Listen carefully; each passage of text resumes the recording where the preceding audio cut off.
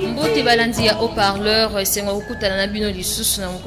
cette heure. Nous sommes là pour faire quelques analyses concernant le match de la fois passée. Alors, nous allons pour solo pour comprendre comment les histoires se sont passées, côté spiritualité et tout ça. Alors, comme vous pouvez comprendre, je ne suis pas seule sur ces plateaux. Je suis avec Mukendi et Wilson. Avec eux, on va essayer un peu de comprendre comment ça se passait du côté spiritualité. Alors, je passe la parole à Mukendi. Bonjour, comment vous allez? Oui, bonjour, Madame Esther. Merci pour l'invitation. Je vais très bien. Et salutations à tous nos téléspectateurs. Merci pour la confiance. Et c'est sûr que ça date. On s'est vu encore avec eux. Je pense qu'il y a d'autres qui se demandent même pourquoi il n'y a pas de nouvelles vidéos. Qu'est-ce qui se passe avec haut-parleur? Mais aujourd'hui, je crois que c'est quand même un plaisir de nous voir en forme et ça prouve déjà que haut-parleur c'est une famille parce qu'ils ont l'habitude de me voir seul, mais aujourd'hui voilà quand même la grande famille, il y a des héros en l'ombre, voilà c'est pour moi un plaisir, comme je voulais dire, il y a des héros en l'ombre comme aussi Kukuruko qui n'est pas là, il y a un père qui est derrière la caméra, il y a beaucoup de personnes, beaucoup d'agents de haut-parleur que je salue aussi. Alors voilà, on va essayer juste de décortiquer en ce qui concerne le match de la RDC contre la Zambie du côté spirituel. Je me rappelle quand tu m'as invité, tu m'as dit que Yum Tozala on doit comprendre ce qui se passe. Tu as invité Wilson qui est de ce côté aussi, chercheur dans ces domaines-là. Voilà, merci pour l'invitation. On va essayer juste de dire qu'est-ce qui s'est passé parce que c'était un match que tout le monde entendait. Pour voir qui est le vrai maître spirituel.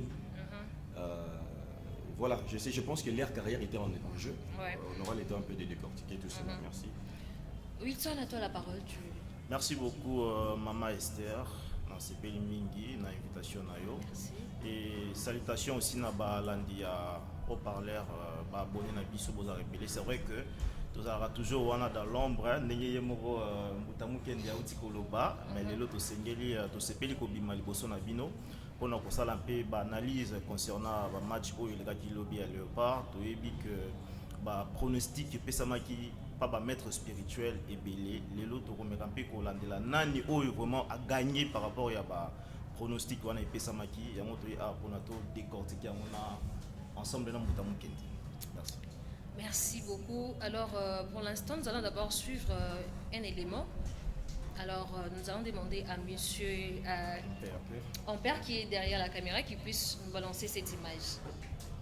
Et en sport, la RDC va débuter cette Coupe d'Afrique des Nations ce mercredi 17 janvier. Malgré le souhait de la population de voir l'équipe gagner ce match, le pronostic reste jusque-là en défaveur de Léopard, selon le thaumaturge Jean-Pierre Manzolo. Regardez.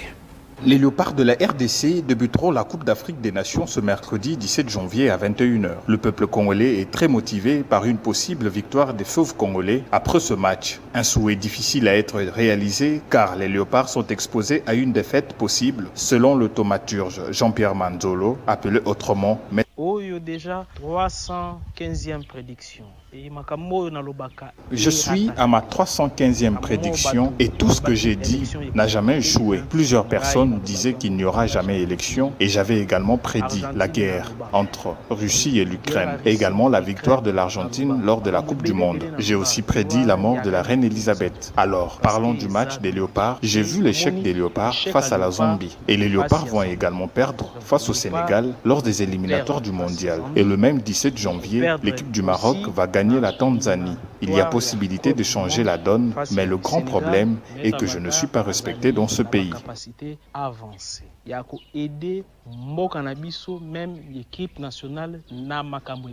Signalons que le thaumaturge est à sa 315e prédiction des matchs qui ont tous connu de réussite totale. Et aujourd'hui, oh, quelle erreur! Quel bêtise monumentale du gardien! Il s'est...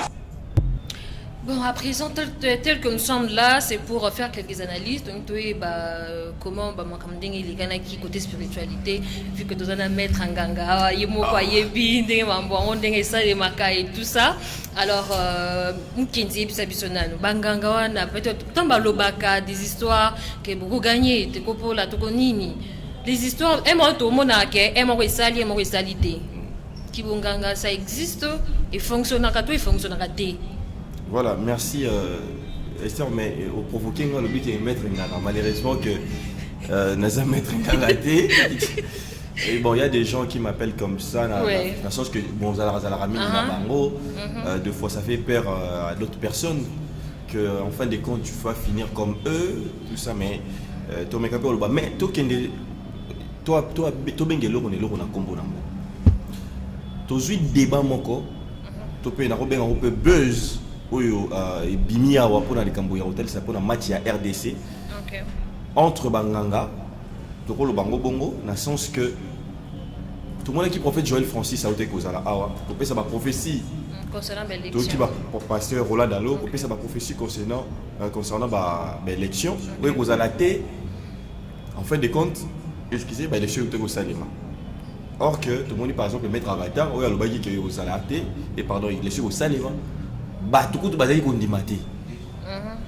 Même Wilson a pembé nanga oyo ayaki ko ndimati. Atanga mo pe na ndima na raté c'est ça. Voilà. Mais Maître Avatar vient de son côté à tel seigneur mon culqué et kozala. Tu vois non? Et là on a par rapport à pasteur on dit que nengenini ba tandi bolumbu ya ba pasteur dans le côté là ba ba prophétie. Ba mo ba sili qui est comme que non bino ba journaliste beaucoup bozo relebela biso mabe nyonso tosala na mboka oyo par exemple papa Roland Dalo mambasana na mboka oyo on refuse pas. Papa Roland Dalo c'est un papa toujours respecté azana bana mikolo azana ba bokilo il a tous une grande famille azo organisé azo ko kamba structure munene vraiment chapeau bas par rapport à ça mais au moins sur au PC prophétie ko quitter to lo baté osa prophète au PC prophétie ko quitter et papa là pour le biso que surtout il faut tout ça très attention. Tant que le Balikambo, que Nzambe Diemadi, de yo engager Nzambe. Parce que biso que yo à un niveau supérieur par rapport à biso. Yo Nzambe, biso ni biso to yo ki amonte, yo to yo ki amonte. Et que ce qu'on fait des comptes en côté biso c'est tout à fait normal. Zomona. Donc et ça dit que ba pasteur ba fandinien na mambo oyo après oyo tu le cas. Maître Avatar yo kolobake parce que tu es bien minga sengara. C'est l'équipe nationale n'a pas déclaration pour ça là. Et puis il y a le bac que l'équipe nationale n'a pas sur Salini et pour la pronostic par rapport il y a voyance n'engé va mettre ma tête sur la biso. On a reçu la moussalo de questions on a vu que c'est un travail très difficile. Vous allez parmi Batouana, tu peux vous en avoir spiritualité parce que spiritualité engage à Moutounioso, Moutounioso Lukarayango. Batubele balanda haut-parleur, c'est parce que des fois bataille la radio bien batumson échangeant la baron balinga qui et qui peut faire quoi. Est-ce que Moutou Oyo par rapport à un problème dans un tout le monde n'a pas problème spirituel même yo, même Gaï ainsi de suite. Mais le problème est que batu mingi ba kotiango mafia comme cop in besika wapi ya ko escroquer bateau. Alors et comme ici koyo pas si même ba vrai pour ba reconnaître ba tina nini parce que comme ici on a ba défi.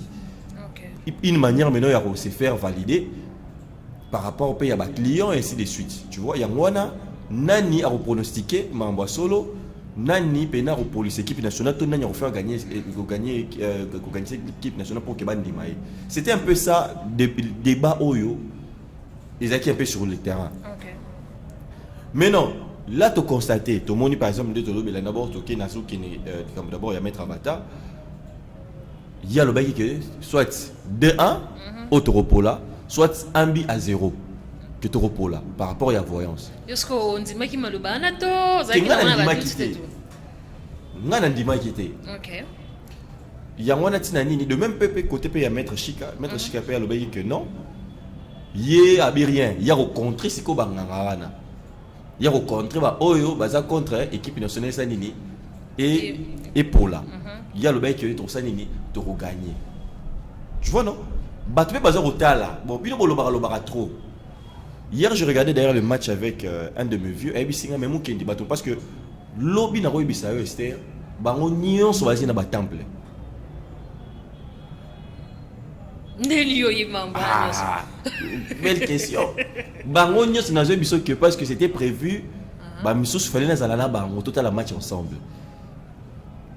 Il fallait tout la match ensemble, les blocs, parce que au parler, il fallait peut-être au parler il faut quand même tout PC. Dans ce biseau, lobby monte mon côté. Mettre Avatar même à l'habitude que tout le monde attaque, ça la vidéo, il y a bâton à la TV, lobby monte à sa tête, monte sur côté temple, ça donne n'habite ce banzungu. Pour carrière n'a pas changé. Imaginez que le lobby équipe nationale est poli. Que pour la maître chic, faux maître, escroc, aventurier, mort. Na équipe na enyoso.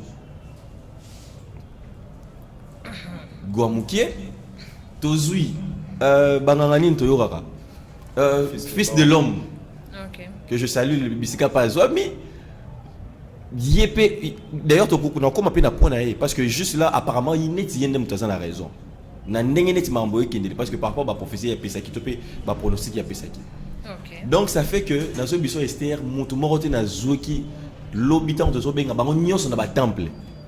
Prière! Surtout tant que qui est dans ce bisayo, match wana, ngana rotalango, pour ne pas monopoliser la parole.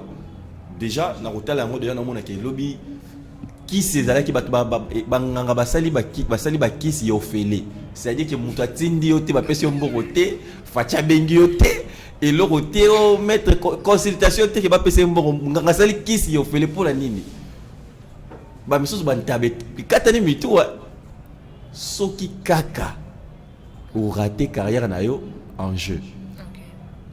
Donc, pour un match, il y a des match. Ah bon?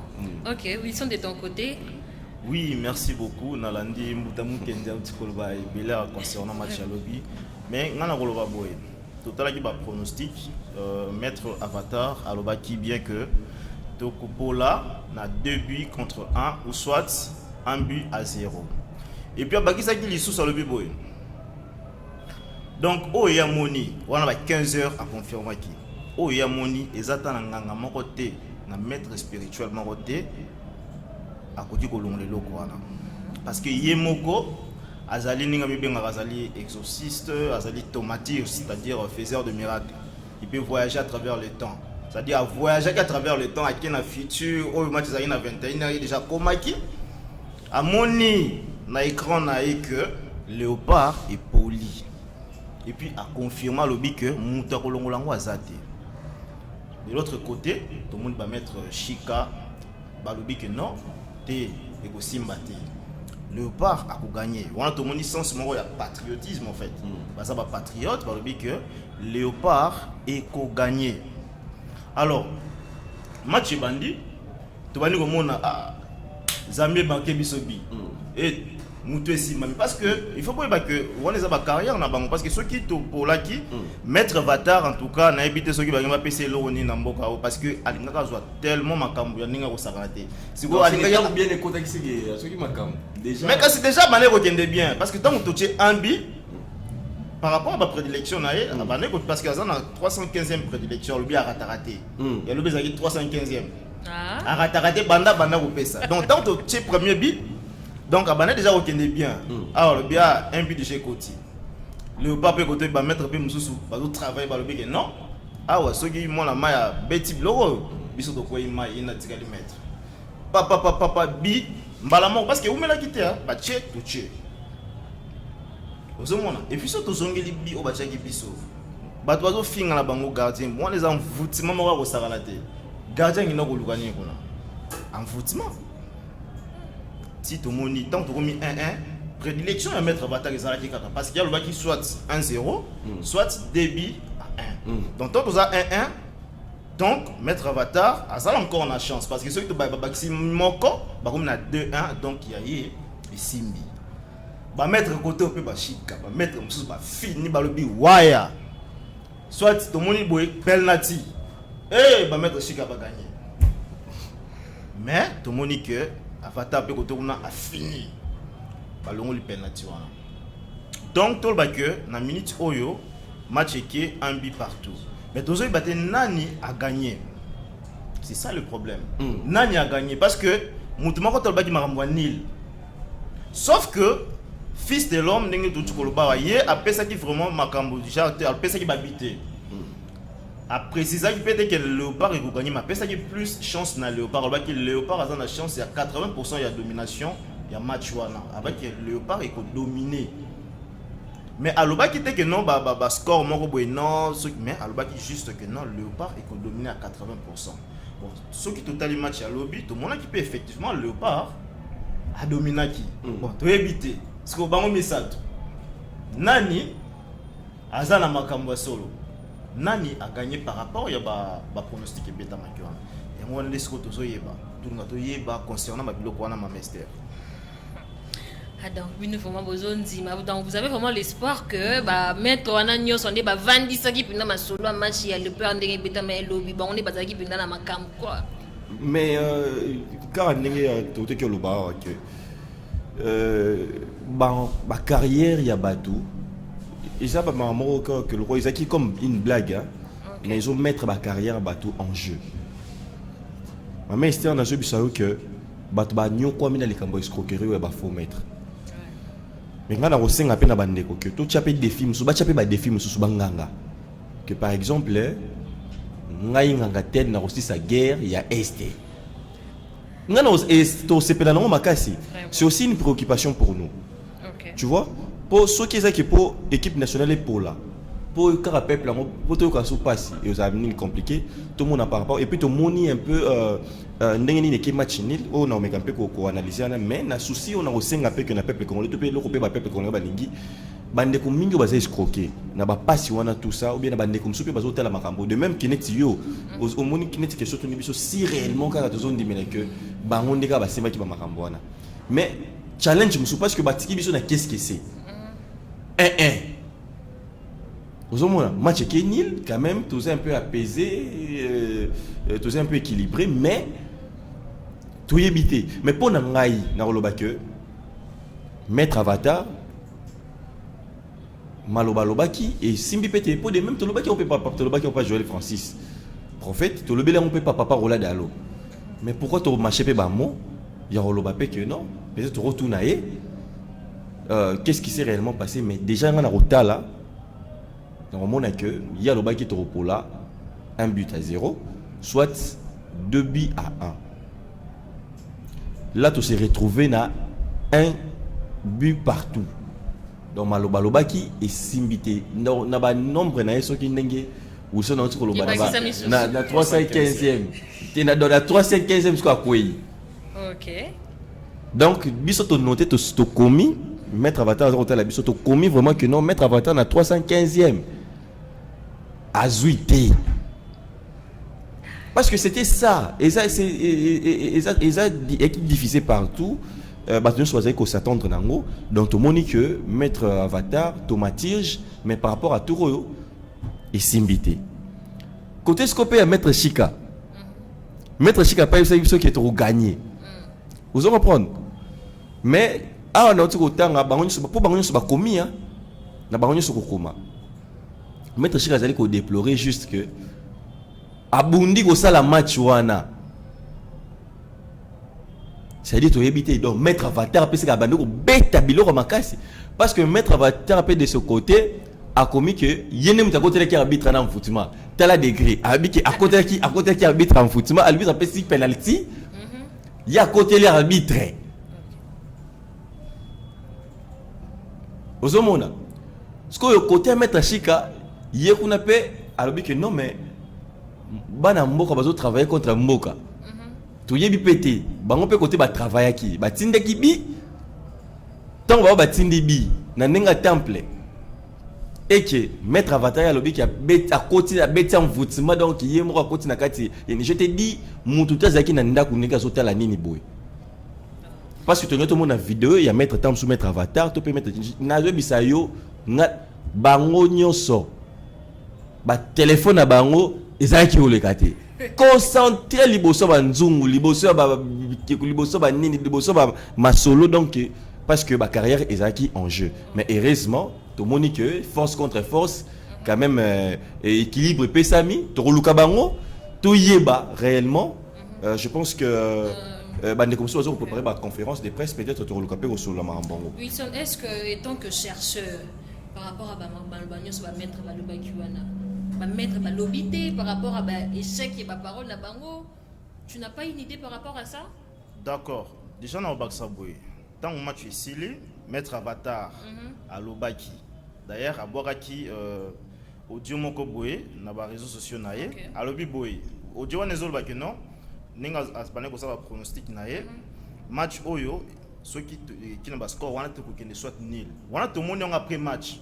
Bah audio mettre Avatar. Après match, né à Boaki audio wana.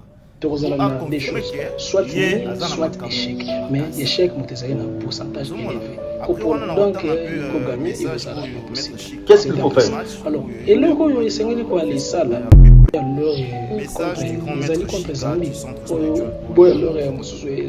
Maître Chika salue tous les Congolais et les encourage parce qu'ils sont derrière notre équipe nationale Léopard.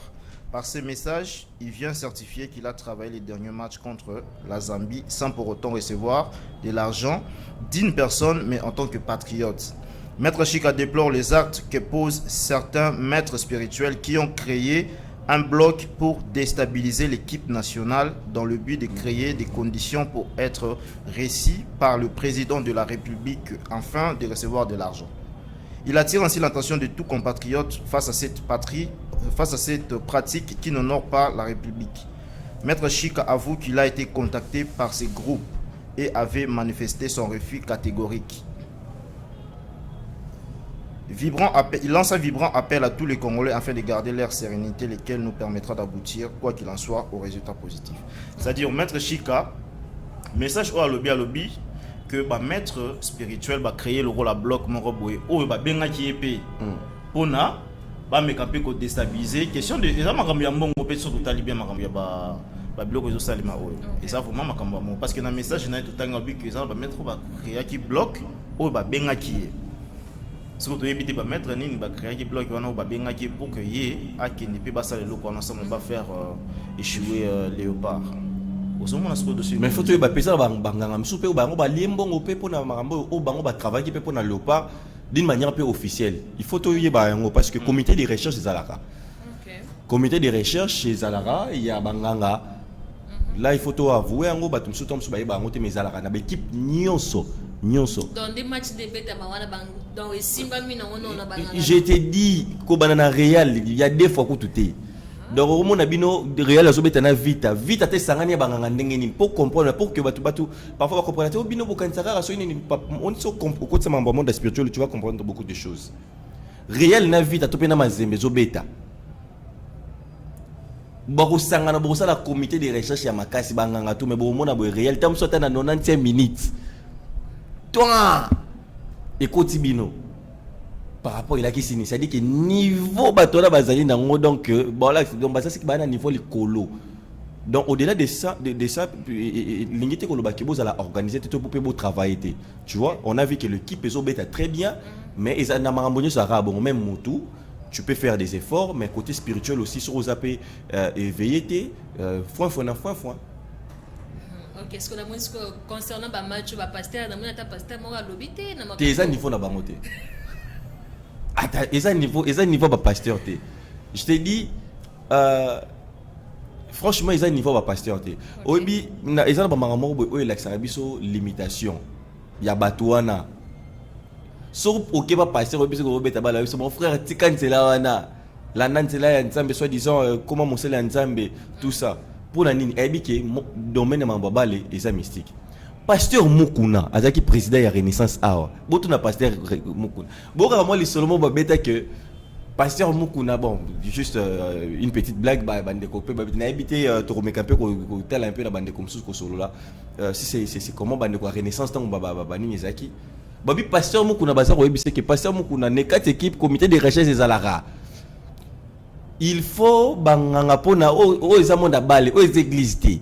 Monde balé tango yango ba réalité zebele ya biki te tukusambela oh non toi ba joueur oh non oh bible tukusambela ba joueur ba sambele pas ba continue équipe ba continue nini a dépensé un bon rebelle pour l'équipe. Ma envoyé mais belé tout charge pour la renaissance à la bongo.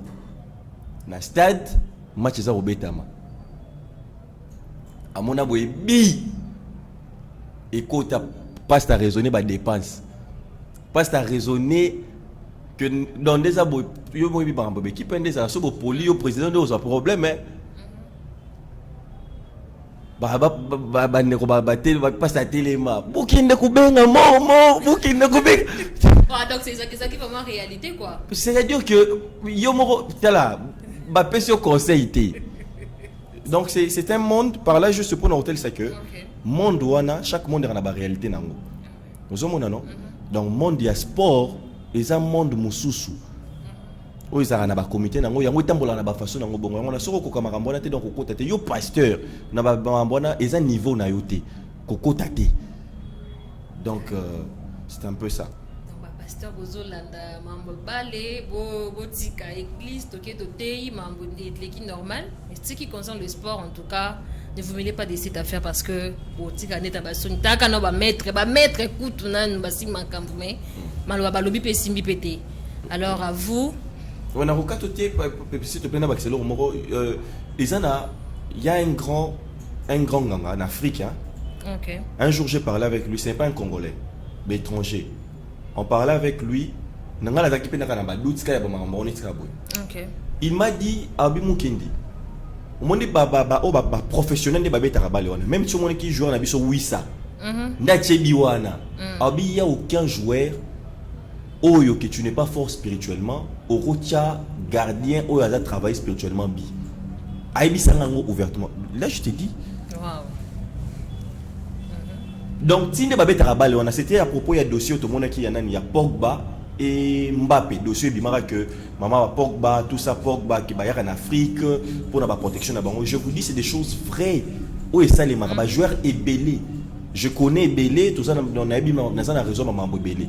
Donc je ne comprenais pas ça. Il m'a dit ça. Mon gardien de mon arabe, même pas poteau. T'as là comité de recherche où on a, on va salir madame, on peut garder poteau na bango. Yo tcha bangobi. Donc il m'a dit, au coquille jamais kochabi, sogi yo pe ba makolono na pe ba simba ngote. Topé spirituellement, oui au chabité. Po yo chayebi, donc yo pe faut la paix. Sogi bongote donc banzadi na banzadi. Oui, c'est à propos de l'obéi. C'est ça. Déjà, les Chinois, c'est vrai qu'ils avaient filmé même. Ça, là, un peu d'illustration de ce qui se passe. Parce que là, ce qui se passe dans l'intérêt de la spirituelle. Pour moi, il faut vraiment ce qui se passe. En fait, c'est spirituel. Il faut un niveau pour moi. La PC exemple, il y a un film de Charlene Sacker. Dernier tout le monde a vraiment une image. Pour moi, le gardien, vraiment, on a battu belé na poteau. Ou ça, les petits tirs, n'en pas les rolongois, ou comprendre pété, n'en pas les petits poteaux, comprendre té. Mais la film, on va l'accepter vraiment. Et ça, vraiment, on va ça le en foot. À Mati, à la Lyon, à Zobet, à Bal, à Lyon. Bal, les oeufs, le gardien, mon vraiment dans Lyon. Donc, à comprendre té, donc, bal, les qui est soit à qui me parti.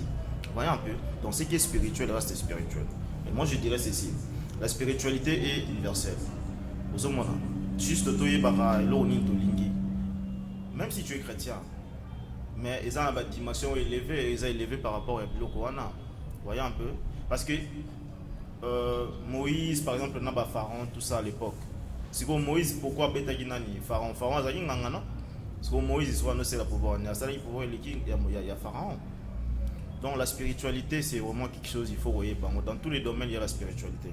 Dans tous les domaines, Est-ce que le pasteur Lelo Barobi Misapen c'était comme Nyoka? Ah mais c'est ça le problème. C'est que partie nous baboy pratique pour entre le pasteur guerre pe comment. Pourquoi yozo bimisa Nyoka, yozo bimisa Maborodo. Mais moi ils abimisa c'était comme Nyoka. C'est quoi toro batté. C'est ça le problème.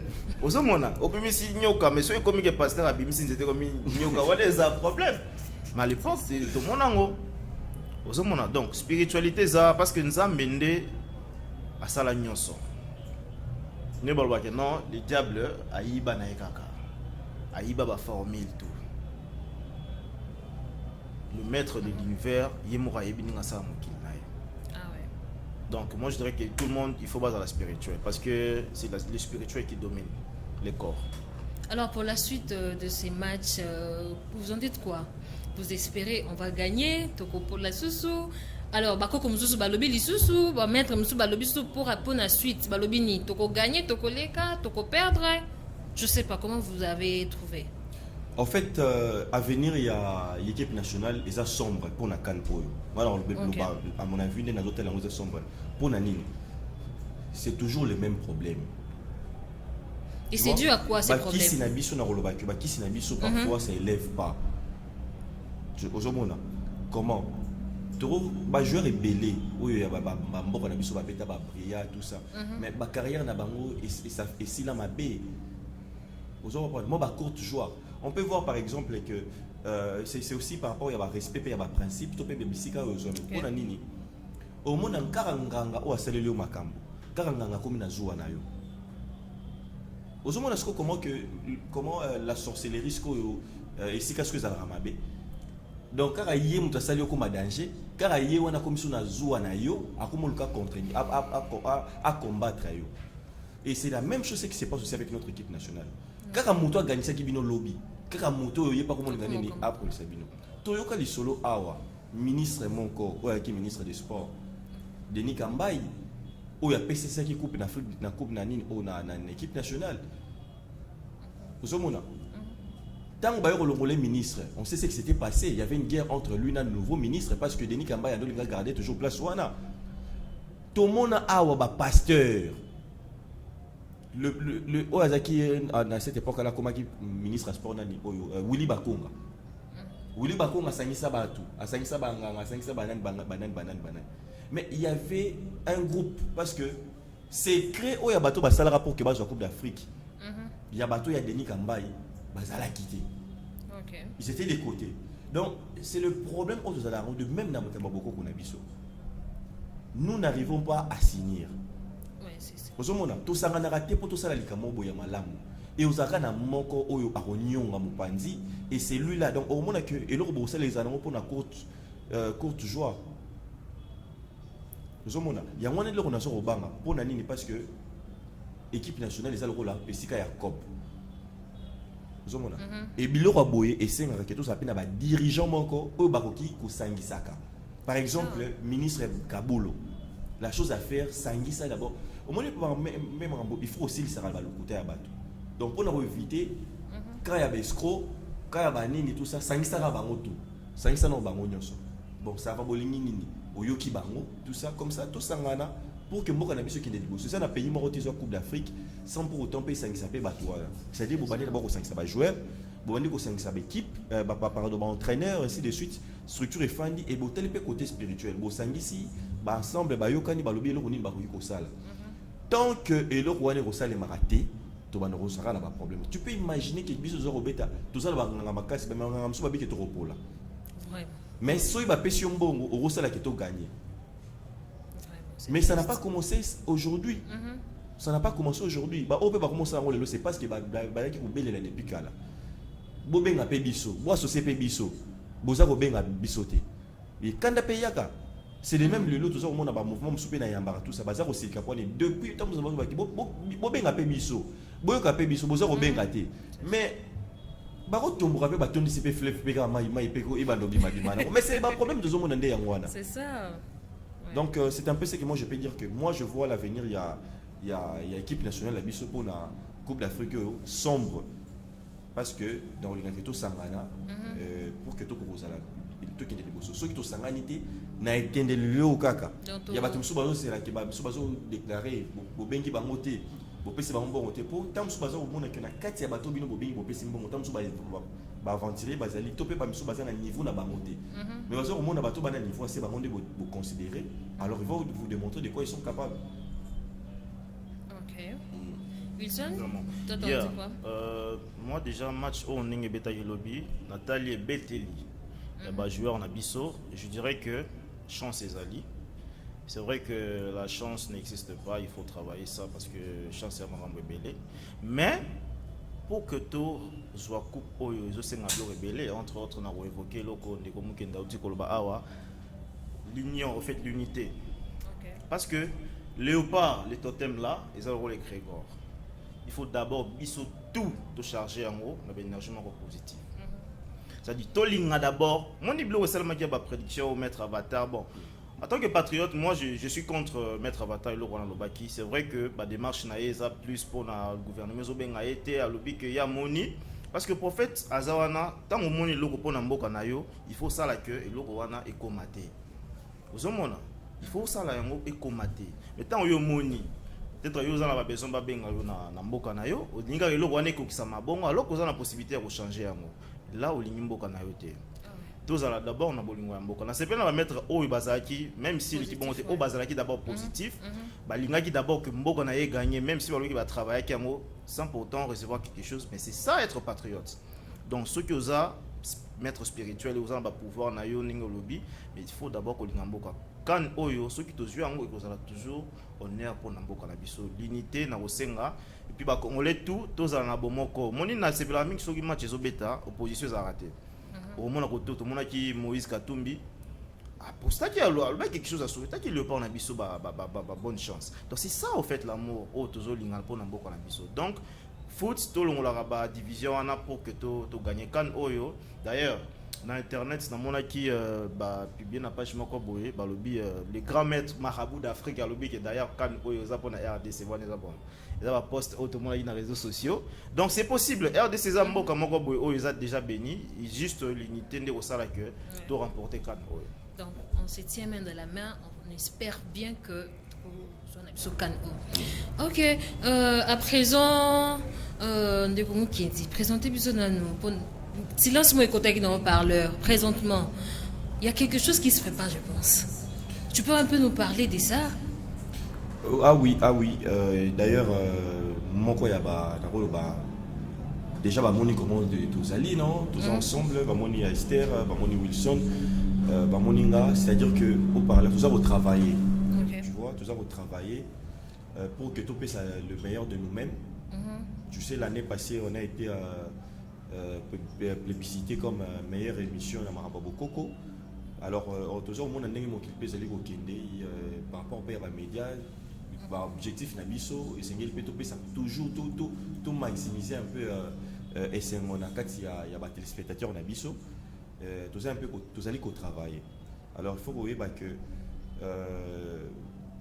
quand on les fait avec moyens, où il y a binomoko, ils allera toujours bon. Donc, c'est-à-dire qu'au parleur, tout ça, on est financé par aucun mouvement. On est financé par structure mon côté, topé nini, topé bandeko moko boye ba kotisaka pour natam sur ta micro tout ça. Moutaro mon aboye tam super image tout ça ou bien micro topé le ronine boye. Il peut voir mais Betine Kara, il s'en fout. Donc voilà, quelque part mais tous ceux qui ont un problème, ils vont vous appeler. Tu vois, ou bien combien de batailles on a hôtel à haut-parleur, formule, prenant quelque chose dans ma spiritualité gratuitement. Tu vois. Et puis je suis aussi reconnaissant dans bande copé belé, op emaka sabonaka, bande copé belé, op songa biso na façon belé. D'ailleurs, ils ont beaucoup na bande comme soupé, topé na maman moko tindela inga ko livre mais jusque là na jeu en côté bon parce que na perda qui va compter contact des abouts n'andeko moko papa na biso ayebi bisika na rotanga kombota ngana tanga komboté à se déplacer même à yatina à kindatina Angola na haut-parleur il y a Luanda pour venir nous visiter et bakuta na même na Maravilia et il nous a fait na bandeko belé quand même moi quelque chose cadeau il y a même quand même moi et loko sous livre sous moi power de façon que charger ça là sous moi bon voilà il y a des gens pareil au bazar rare.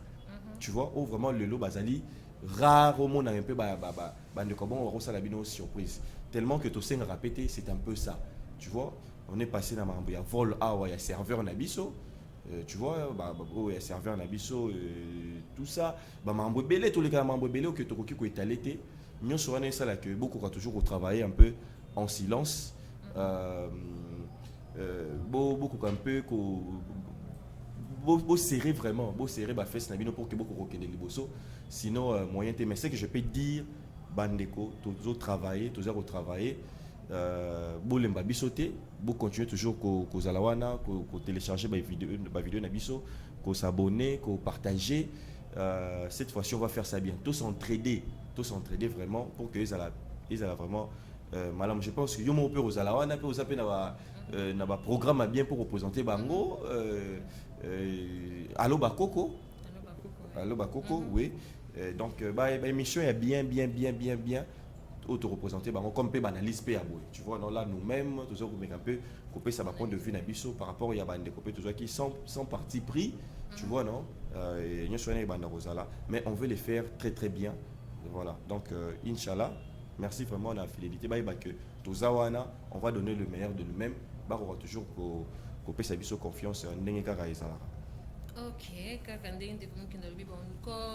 comme déjà presque la souka, Wilson, je ne sais pas si tu as un mot à dire par rapport à ce qui s'est par rapport à cette analyse et nous sommes vraiment à la fin. On va déjà clôturer ces moments. D'accord, merci beaucoup déjà pour l'opportunité Oyo. Je voudrais d'abord merci à Mbutamu Kendi parce que Yenda Sali que Poto se réunit en Akatina OSIKA.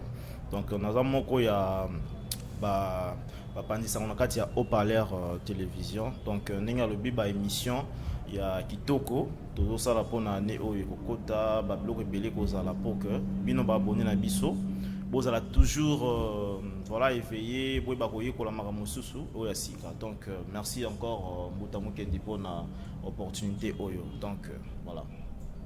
À vous la parole, vous pouvez dire un petit mot, un dernier mot.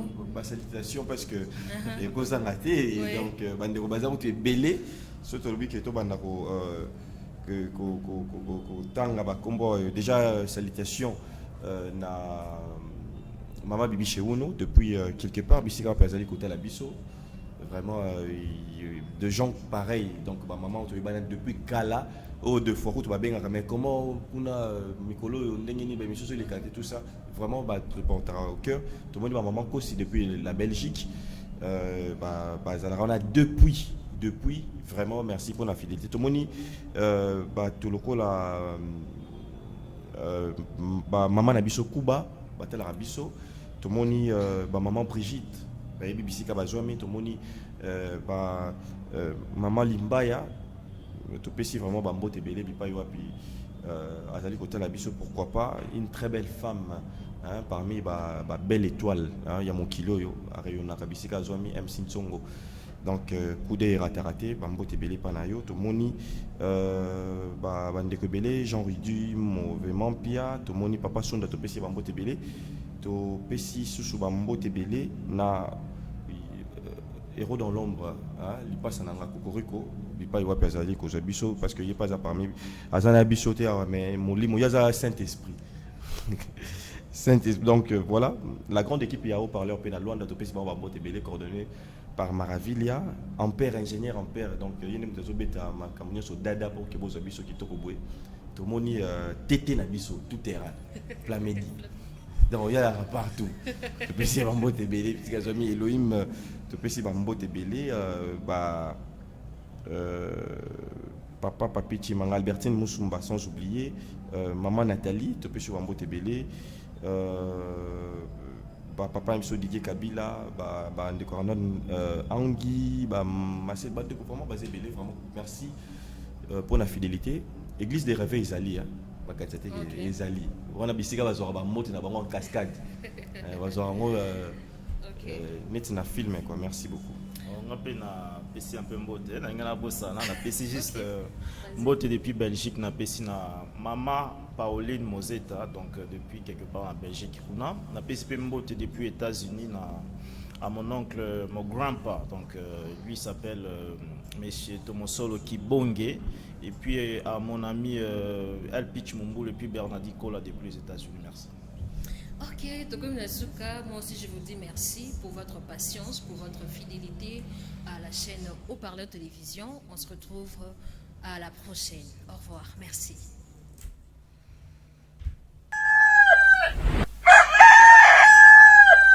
Debout Congolais, unis par les sons, unis dans les vents.